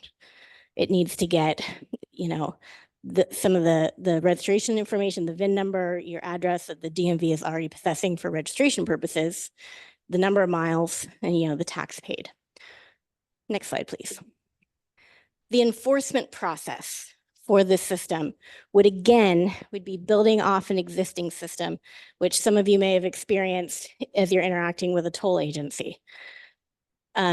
Basically, how this would happen is the CAM would send you an invoice. If you did not pay it, they'd send another invoice, potentially have some sort of late fee, just as your tolling agencies do right now. And eventually, if you continue not to pay it, then it gets kicked over to the DMV registration process. The DMV has a whole waterfall currently in place that people work through in terms of working to pay what is owed. So this system really only needs minor adjustments to incorporate a road charge enforcement in that. Next slide, please. This would be separate from a commercial vehicle road charge system. What we anticipate on the commercial vehicle side is this would be overseen by the California Department of Tax and Fee Administration. And again, we're looking here building off of existing processes. CDTFA is currently the agency that implements the International Fuel Tax Agreement, or IFTA. This is the process that sorts out gas taxes for trucks that cross the country, across multiple states. So they already have this sorting process in place. And indeed, as Indiana passed a bill last summer that enacted a commercial EV road charge, IFTA has its system in place to collect that. So that structure, that interoperable structure for trucking is already kind of in its infancy and growing. In addition, we've talked a lot with the folks at the California Trucking Association, Aaron and Eric's group, just about their preferences, the issues that they deal with in their industry, the amount of reporting, and they really very strongly did not want to do another form that they had to complete. And so wrapping this into the existing IFTA process is much more convenient and lowers the regulatory burden, which is of course the goal in keeping it easy for all taxpayers. So there's still some questions that would need to be worked out about where, because currently IFTA only applies to vehicles that are 10,000 or 26,000 pounds and above. So we'll need to work about where that kind of gap between passenger vehicles, which are roughly 10,000 pounds and below, where that falls, but the IFTA process could absorb those with certain changes. And the enforcement processes here are largely in place, including auditing by CDTFA. Next slide, please. So that's kind of the overview of the process that the administration drafted as a potential recommendation as required by SB 339 to say this is how it could work. This is how we think it could work most efficiently and best for taxpayers. So this is something that we are now putting out here for the public and the legislature to consider. But in the near moment, we are looking for any TAC feedback specifically that we may want to incorporate into the final report before submitting it to the legislature on July 1. So with that, happy to take any questions. Thank you, Lauren. I'll go to the room first this time. If there's any committee members' questions or comments? Yes, Chairman Lisa Bartlett. So Lauren, in taking into account the administrative fee, and the DMV is really the appropriate entity to handle a lot of this work. But I think a lot of us feel like the DMVs right now they're understaffed. And when you take into account all the additional administrative duties and enforcement process for a road usage charge, are all of those additional costs that will be burdened with the DMV office, are those costs calculated into the overall administrative charge for the RUC program? Are you talking about the administrative charge for the pilot? Because that would be no, that would be a separate exercise that the CTC did on their own. Well, as far as right now moving forward, when we anticipate the administrative fee being X, I just want to make sure that because we're putting an extra burden on the DMV offices. They're going to have to do more work and the enforcement is going to be greater if people aren't complying. Has that charge for the extra cost for the DMV work been calculated into things on a moving forward basis for the administrative fee?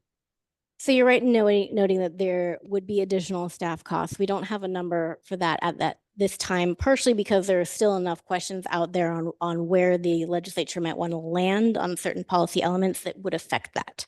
So until we see some more specific direction or questions coming from the legislature on what they, do they agree with this administrative model or not, we don't necessarily have those specific costs at this time.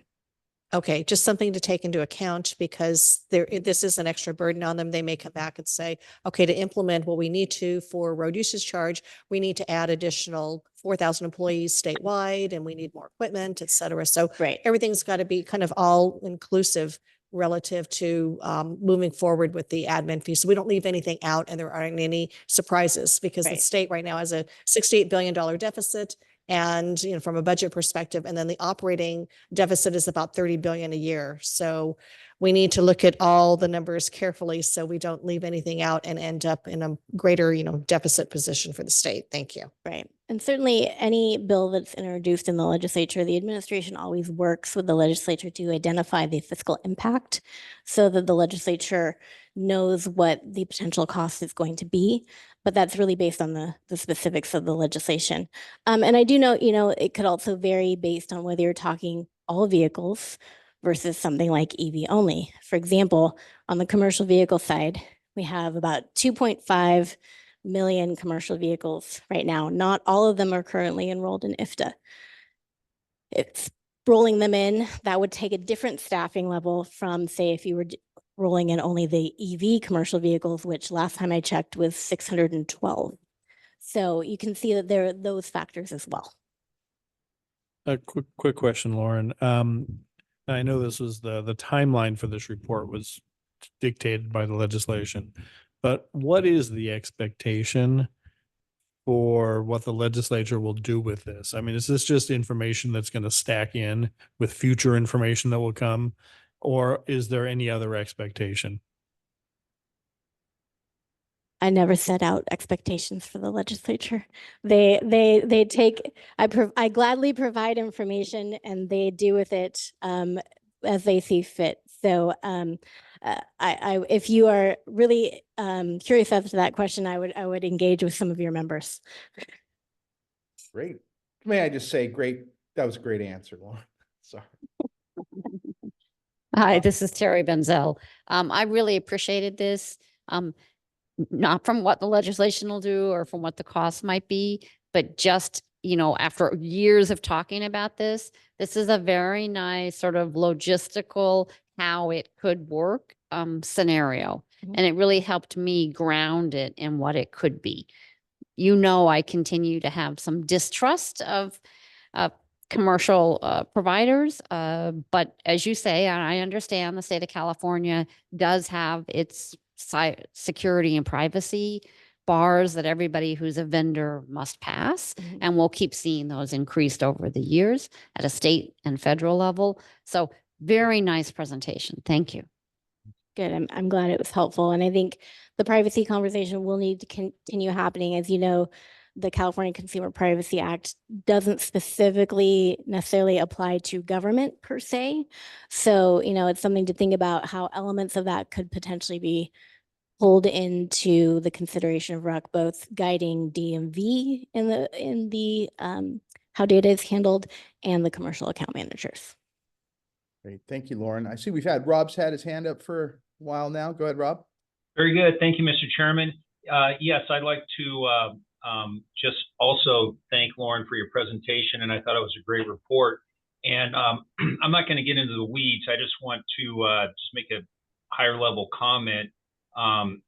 Number one, I'd like to, early in the meeting, Steve Finnegan mentioned the importance or the idea of phasing in a road charge and how for public and political purposes. And I noticed that in the report, you also mentioned a phase in regards to the road charge.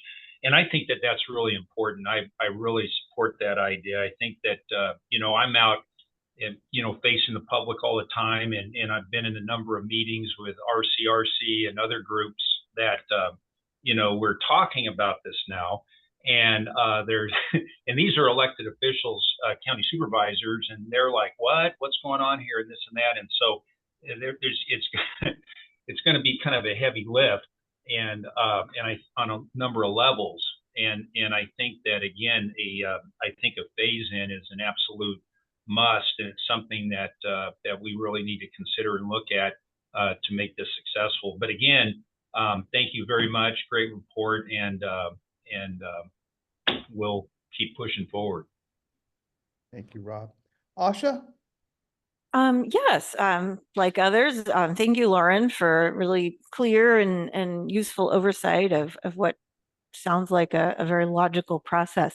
I have just a few questions. Most of them are pretty short. First of all, I was not quite clear. I think you said you were interested in feedback, but the report that we received says July 1st, and it doesn't say anything like draft. So was that a final report that was sent out, or is that indeed a draft? And if you are looking for feedback, when do you need it by? Right. So it is a draft that we are sharing with the TAC. It doesn't, you know, it doesn't have a watermark on it. You're right. It's a draft of what will be submitted on July 1st, which is why it has the July 1st on there. So looking obviously for feedback today, but if there are brilliant thoughts that come to you over the weekend or something like that, if we could get those probably by the end of next week, that would be helpful, because we will need to, you know, make certain updates and have some process our end before. It is a tight turnaround, and I apologize for that, but we did want to make sure that we had that opportunity for a little bit more feedback if you haven't had a chance to read through it yet. Okay, thank you.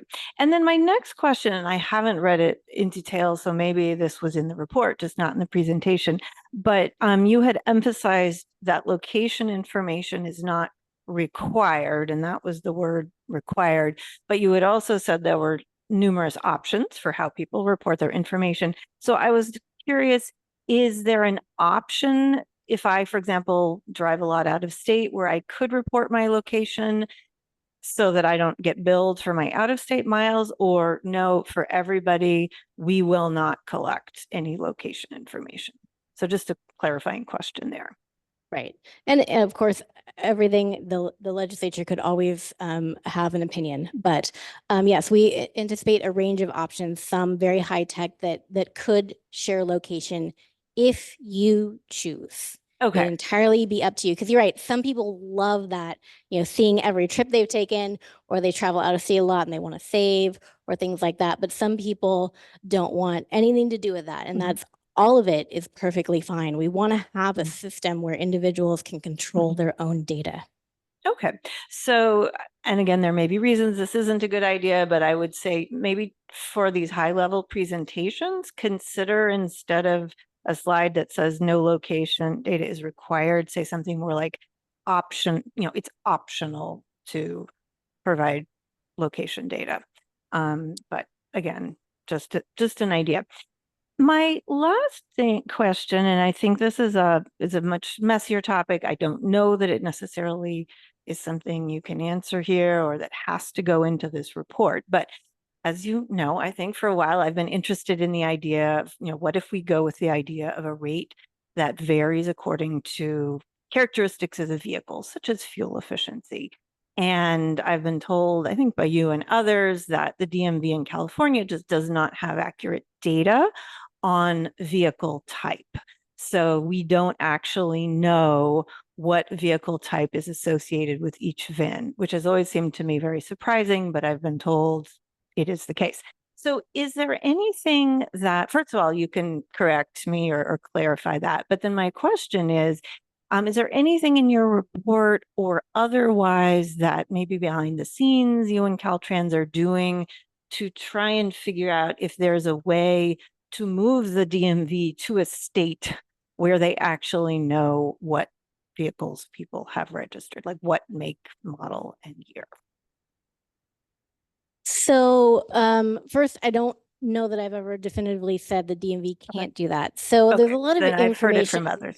Sorry. And I, I'm not going to speak entirely for the DMV here. So there's a lot of data about a vehicle in a VIN number itself. So some of that is based on the VIN decoder that you use. There are some DMVs across states that have issues with this because they will only go to a certain number of digits, as it were, in the VIN number. So those are their considerations. And as you know, the DMV in general is going through a big IT upgrade right now, and I don't know how the extent of everything that IT upgrade is covering. So this report doesn't specifically get into any rate considerations or specifics. It's more the general. But certainly when you think about a road charge system, there are opportunities for different types of rates that the gas tax does not present. But you're right, with different kinds of rate structures, it raises different implementation issues. So for example, a low income discount, you need to have some sort of administrative process to verify that people are low income. So what would that look like? What would the additional administration cost of that be? Those kind of questions then come out of that rate question, but we don't necessarily get into those rate questions in this report. Okay, and thank you. This is all super helpful. As you were talking, I was actually realizing, and I don't know if Jean is still with us, but I was recently chatting with Alan Jen and her, and I think they were saying that, at least from their understanding, we don't actually know what vehicle is associated with every VIN. So this is maybe not for Lauren, but sort of in general, or perhaps for the CTC to consider.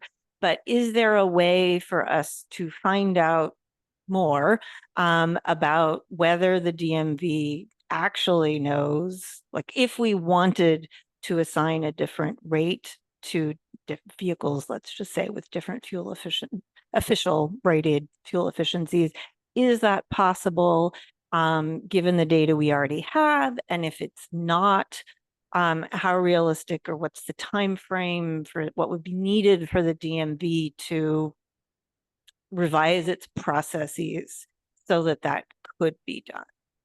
Right. I can certainly work with the DMV to find some appropriate information on that point.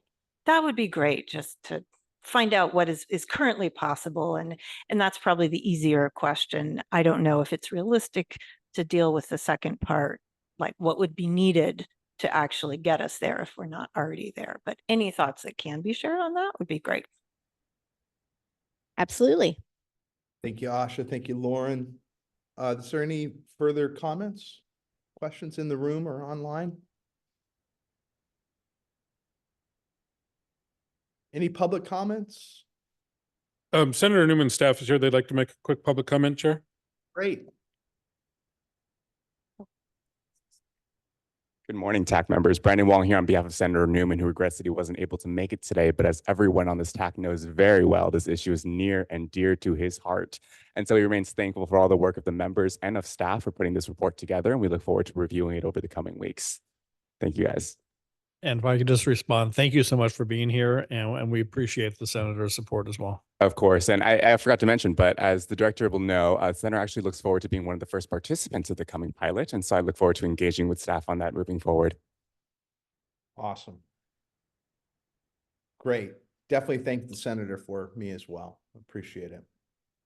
Any other public comments? Yes, Chair. Martha Armis Kelly, Very you're good. now unmuted and free to talk. Thank you. Going back to some of the comments that were originally brought up about the administrative costs, that's really important to be able to circle back and provide some type of mock-up, so to speak, with some of those potential costs and considerations. Also, when looking at the outreach model, is that information being distributed in Spanish or other languages so that maybe other participants in the state that might want to participate would be able to engage in? Are these materials already like shelf ready for distribution in Spanish or other languages? And the other is how would one apply if one is interested? Because just sitting here in my office with other folks listening in on this conversation, they're really impressed. This is really important for other folks to be able to hear the decision-making processes that are happening in the state of California for transportation. And they're just really moved to want to be part of something bigger. And I think that that's important, which makes me realize how important this is to have these discussions, maybe even televised in a way that other folks besides Zoom can really understand how this process impacts their lives, and that they need to be more readily available and have those ears on the ground floor. So thank you. Thank you for that question. You can sign up to participate on our website, which is caroadcharge.com. There is a Spanish language version of the website. We will be doing some Spanish language social media posts as well. However, caveat, the pilot itself is solely in English. We have a limited capacity to take some questions in Spanish. We will be doing some communications research in a couple of different languages, but most of the pilot communications will be in English. It's just kind of the limits of the scope of work that we had. But so there's general information on the website that is in Spanish.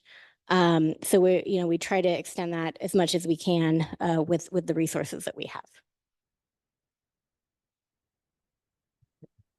Thank you very much, Lauren. Do we have further public comment? Yeah, Martha has her hand up again. Okay. I'm sorry. So, which brings to mind, the EAC, there are several members that we're looking for opportunities. We do have our subcommittees, but I'm vexed to understand that in this space, as I've done many focus groups and I've been participant with many types of focus groups, including this particular one, because about 2 years ago, I went through, I think it was Nichols Research, and I sat in on the actual VMT research model. I think that we could do better, in having focus groups in other languages, because I know that you account for, you have to have something to start with, but I think that to be equitable, I think we need to start looking at our projects in a way that have that built in, that the language built in, the consideration for other groups built in focus, because the people that are most disenfranchised are those that are in that sector. And if we don't include folks from the beginning, then how do we want to include them in the end after they had not had their voice or their participation included? And that's just my comment. Thank you, Martha. And I might respond to that in a couple of ways. One of the things we're doing at the commission, and Lauren is working with us, is we're going to bring something on road charge as part of the Equity Advisory Committee's working agenda. And so that is in the work so that you all have a voice. One of the other things we've done across the committee itself here is to try to ensure that we have a voice that represents equity on the committee.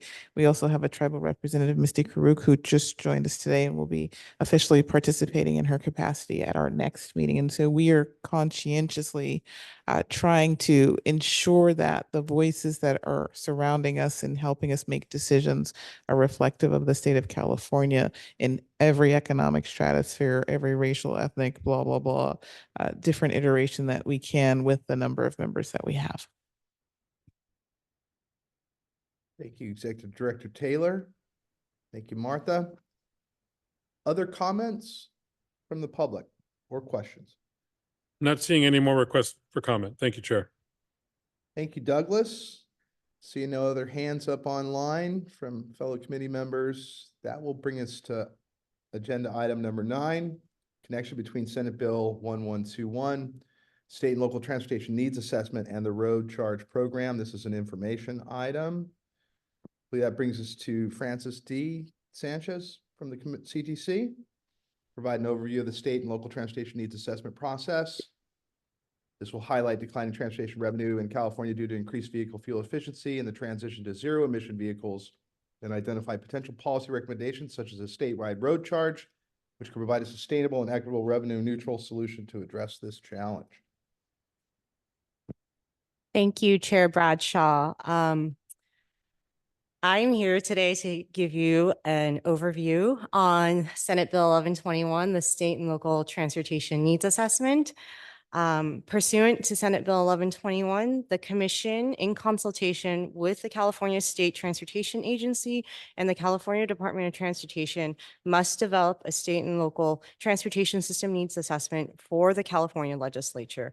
The road charge design recommendations. Oh, here we go. The road charge design recommendations in Senate Bill 339 will help inform the development of this needs assessment report, particularly regarding the state's declining gas tax revenues. The Commission submitted the interim report needs assessment to the California legislature in January 2024, and a completed needs assessment is due on or before January 1st, 2025. So we've had a very truncated timeline to deliver this report. This report will be updated every 5 years thereafter. So much of the discussion and questions that occurred earlier today, I think will be potentially answered in my presentation and in this needs assessment. So thank you, Doug. As a brief background, as I stated, we must consult with CalSTA and Caltrans. We are required to be consistent with the California Transportation Plan with specific consideration to climate resiliency needs. And again, we're required to project this out to the next 10 years. And this is in alignment with a lot of our state climate goals and our EV goals that are tied to reducing greenhouse gas emissions. We're required to forecast the expected revenue 10 years out. That includes federal, state, and local revenues to pay for the costs identified in the needs assessment and any shortfall, the gap essentially, and recommendations on how to address that gap projected out in 10 years. We're required to consult with relevant stakeholders, as you can see listed here. But for those, that would be community-based organizations, environmental justice and equity-based organizations, organized labor, transportation industry, metropolitan planning organizations, county transportation commissions, regional transportation planning agencies, local governments, and transit operators. Again, the full needs assessment will be submitted on January 1st, 2025, and every 5 years thereafter. Next slide, please. So just a brief overview. The focus of the interim report provided overview on existing information on projected transportation funding needs. That included the State Highway System Management Plan, the Local Streets and Roads Report that is produced every 2 years, the California State Rail Plan that is currently out in draft, information from the High Speed Rail Business Plan. So that was what was articulated in the interim report. It highlighted sort of the status of the assessment the status of that information in the reports completed to date and pivoted to what we will be doing for the complete transportation needs assessment report or full needs assessment. Next slide, please. Within the report, this was provided by Caltrans Division of Budgets. It's the STIP fund estimate. This is information that they provide to the commission on a regular basis. And it was just essentially to tee up what our gas consumption levels were and what the revenues are looking like in a near term. So out to the year 2028, 2029. And it's to illustrate really that we have this growing decline. As Lauren stated, it's a little tricky explaining this overall because we see the increase in gas price, but what we don't see really happening from some of our projections is that decline, that loss of purchasing power essentially. But again, this was in the interim report to tee up sort of the situation that we are anticipated to encounter out to the near term. And I believe every year when Caltrans adjusts their SIP fund estimate, it actually has to be adjusted slightly lower from what we collect in revenues as well. So next slide, please. In terms of the full needs assessment, this is just to highlight what we've been doing to date as we're preparing to release the draft in the summer. We actually have been working with our consultant, NCE, in collecting our transportation needs from our regional partners, our transportation regional partners. So this was sent out to metropolitan planning organizations and regional transportation planning agencies. And this is because we need to account for our transportation needs and be able to point back to where we have collected this information from. So we are collecting them from our regional transportation plans throughout California. What we requested was a status of their RTP, which is, when it was last updated, their 10-year multimodal transportation needs and the 10-year revenue projections. We have a very good idea of what our highway maintenance needs are on the state side. So this is why we are going out to our transportation stakeholders for this information. Next slide, please. Within the survey category that we requested, we kind of broke out what we wanted to collect from our regional transportation planning partners. So this is just more of highlighting what these categories are. One of the challenges that we did face is that every regional transportation plan is prepared differently. And so their categories may not have fully aligned with what we were requesting. And so we are also working on cleaning up that information and presenting it in a way that is consumable for the general public to understand as well. So behind, again, this is what we're doing as we're teeing up, for more of a broader public discussion. Next slide, please. And these are the revenue categories that we are looking at. In the Senate bill, it highlights that we are required, to take into consideration state, federal, and local dollars. So just at a high level, this is what we were asking for. Next slide, please. And I will speak slowly because I think I'm speaking a little too fast. And I apologize for that. One consideration that one critical aspect to this report is to discuss the projected zero emission vehicle impact on our state's transportation revenue looking 10 years out. So a few reports have come out in the last 6 months. The legislative analyst report, we will be referencing that in our needs assessment. Mineta Transportation Institute's report, Asha, that you have released recently. And we will also be conducting our own preliminary needs assessment analysis as well. So that is going to build on sort of the decline on transportation revenue. What this provides is that these independent analyses and reports really point to a structural problem in the state and that it needs to be addressed. Next slide, please. So this is just a summary of, these studies that we've done so far at a very high level, with very high level points.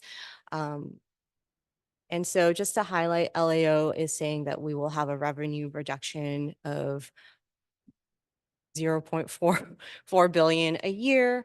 In our needs assessment analysis, preliminary analysis, it's $500 million a year. And from the MTI study, there were 8 scenarios, and it ranges from as low as 0.06 billion to $500 million a year. Again, it's not to be an apples to apples comparison. It's to highlight, we're in a decline and there's a problem essentially. Next slide, please. So yesterday we actually held our very first policy recommendations workshop here in Los Angeles.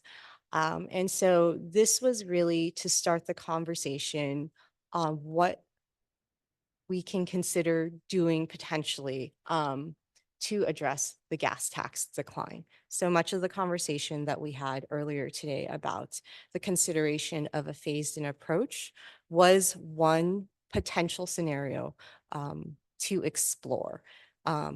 But as Lauren has stated, there are a lot of considerations to take into account what that would actually look like in, I would say, sort of real time. A lot of it is up to the legislature and designing, how that will roll out.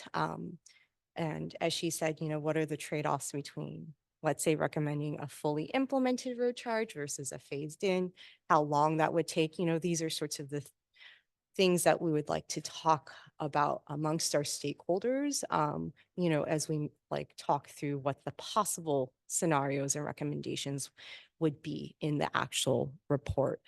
Some good takeaways too that we did have is to consider when discussing with the public, if we were to replace the excise gas tax, what would the cost of gasoline look like if we remove those taxes from there, just so the public can conceptualize what that difference is, because people will still be buying gasoline, but maybe it would help kind of show that difference in understanding, what some of those changes are. One that is not directly related to road charge, but considerations around there was just sort of accessibility and the thought of really designing our transportation for everyone, especially with an increasing aging population, and sort of how that will impact our services. But at a high level, that's kind of some of the big takeaways from the policy recommendations workshop that we held yesterday. We do have a second one on June 18th. It is also a hybrid format, so people are able to participate virtually online and also participate in person in Sacramento when we hold our second workshop. But the biggest sort of connection between our needs assessment and road charge is, as we discuss our options and we discuss road charge, I will be working very closely with Lauren in sort of how we present that in the needs assessment, because I think that's just, no matter what road charge will be in the needs assessment, it just depends on what, we eventually land on is, recommending as the preferred scenario to the legislature. Next slide. Next slide, please. And this is just a high-level overview of our timeline. We're currently in the spring, and so we are holding our policy recommendations workshop. I actually don't have an update. I didn't have an update at the commission meeting, so I apologize. But we will be providing an update at future commission meetings on the needs assessment, and we intend to have a working draft in the summer. Released in August, so people can provide comments and suggestions to us before we provide the more refined draft in the fall at the October CTC meeting. At December, once we roll in all the comments, we will bring it back to the commission in December for final adoption before turning it over to the legislature as required on January 1st. And with that, I believe my item is done. So I'm happy to take any questions you may have. Thank you, Francis. Let's see. Do we have anyone in the room? Any committee members with questions, comments? I see no one in the room, Chair Bradshaw. Great. Seeing no one online. So I want to thank Francis for a great report, as always. Are there any public comments? Not seeing any requests for public comments, Chair. Thank you. Okay, thank you very much, everybody. That will bring us to item number 10, a review of action items. So we will look at any review of the actions we've taken. Francis? So in terms of a review of action items, we did adopt the road charge rate today at 2.8, and we also approved the minutes for tab 4. Those are the two action items that we did take at today's meeting. And I believe I'm correct. There's no further action items today. Is that correct? There are no further action items today, correct? Very good. Thank you, Francis. Any comments? Committee members or the public? No requests for public comment. Thank you very much. Well, that'll bring us to item number 11, public comment. Nothing? Chair Bradshaw, if we could very quickly, we had somebody in the room. We had Pam O'Connor who wanted to speak. Oh, I'm sorry. Right. I have a- Oh, well, in the that's room. okay. Yeah. Yeah, sorry, I was a little late, so I missed the section when we had reports, our individual reports. Oh, And I yeah. just wanted to thank the staff, Lauren, and folks who came to SCAG, the Southern California Association of Governments, when they had their annual regional conference earlier this month in May. And again, our fellow committee member, Steve Finnegan, was there on a panel, and they did a really good job of introducing or to some folks who were new to the concept, and then updating other folks who knew something about the concept of road charge. And it was really great. And I hope that an ongoing venue for educating our region about this is that regional conference, and look forward to participation next year too. Yes. So thank you. Thank you, Pam. Appreciate it. Executive Director Taylor, I want to make sure I'm not missing anybody. We do not have any others in the room. Thank you. Okay, and no public comment online. No public comment online. Okay, very good. Well, thank you, everybody. That'll bring us to item 12, adjournment. This will conclude our meeting. We appreciate your attendance. That's for committee members and the public, of course. Our next meeting will be on Friday, July 26th in Suisun City live and in virtual. We look forward to your participation at our next meeting. And if I may say, I just want to thank everyone for being so supportive as the new chair, especially being online, not really my comfort zone. You probably figured that out. And I would like to thank everyone, including the public, for their engagement, passion, intellect, and commitment to the residents of our state. I really appreciate it. And with that, we will stand adjourned. Thank you. Very good. Take care.